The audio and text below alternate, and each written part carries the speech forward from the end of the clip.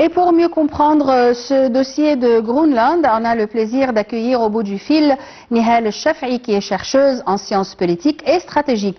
Bonsoir. Bonsoir.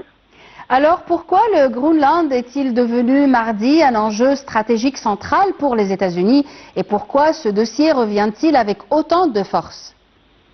Au début, il faut replacer le Groenland dans son contexte global.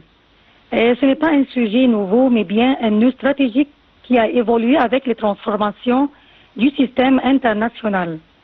Sa position géographique entre l'Amérique du Nord et l'Europe en est fait un point clé en matière de surveillance stratégique, notamment dans un article qui devient progressivement plus accessible. Oui. À cela s'ajoute la dimension sécuritaire. Depuis des décennies, le Groenland s'inscrit dans l'architecture de défense américaine, notamment en matière d'alerte avancée. Parallèlement, il y a deux phénomènes qui recentrent l'attention aujourd'hui. Le premier, c'est la fonte des glaces liée au changement climatique qui ouvre progressivement des routes maritimes et rend accessibles des ressources autrefois inatteignables. Le deuxième phénomène, c'est l'intensification de la compétition stratégique entre les grandes puissances, notamment avec Moscou et Pékin, ce qui questionne les équilibres de pouvoir dans le Grand Nord. Ainsi, on peut ajouter qu'il existe encore des considérations économiques, puisque l'île possède d'importants gisements de minerais critiques et de terres rares dont dépendent les technologies de ce siècle. Alors, c'est cette combinaison unique de positions géographiques, de sécurité et de potentiel économique a fait du Groenland un point de cristallisation d'un débat stratégique mondial. Et d'après vous, comment peut-on comprendre les déclarations de Donald Trump quand il affirmait que sans action américaine, la Russie ou la Chine pourraient prendre le Groenland? Il est important de lire ces propos à plusieurs niveaux. Sur le plan rhétorique du président Donald Trump a une manière très directe de formuler les enjeux de politique étrangère, souvent conçus pour créer une image de fermeté. Mais derrière cela, il y a une logique plus classique de messages stratégiques adressés aux autres puissances. Washington veut envoyer un signal qu'il ne laissera pas sa zone d'intérêt être contestée. Cela dit, la réalité juridique et politique est bien différente.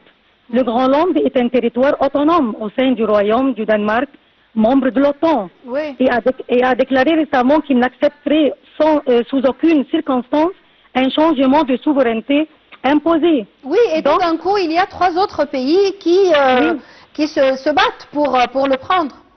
Oui, plutôt que de penser à une prise au sens littéral, il s'agit d'une manœuvre politique pour signaler l'importance stratégique du territoire face à des acteurs qui cherchent à accroître leur influence économique ou militaire dans l'Arctique. Alors je crois que le message de Washington peut être perçu comme un avertissement plus qu'une intention explicite de conquête territoriale. Et d'après vous, quelles sont les réactions et les inquiétudes des pays européens face à ces propos? Et quelles pourraient être les conséquences les plus dangereuses?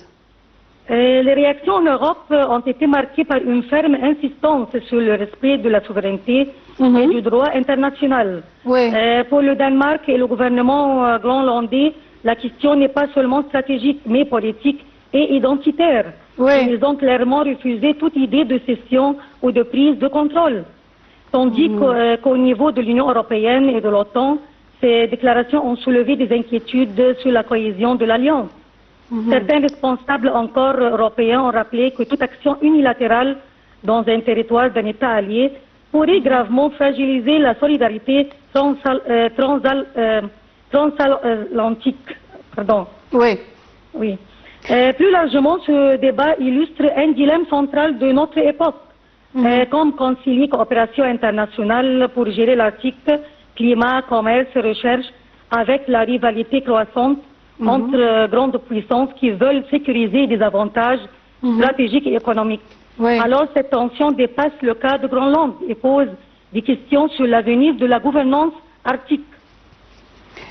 À mon avis, ça pose des questions à la gouvernance de tous les pays maintenant, pas seulement celle de Groenland. Merci beaucoup, Nihal El-Shaf'i. Je répète que vous êtes chercheuse en sciences politiques et stratégiques et je continue avec le journal et de retour en Égypte sous le patronage du président Abdel Fattah el-Sisi, le ministre de la Culture Ahmed Fouad Hanno assisté à la conférence de presse annonçant les détails de la 57e édition de la foire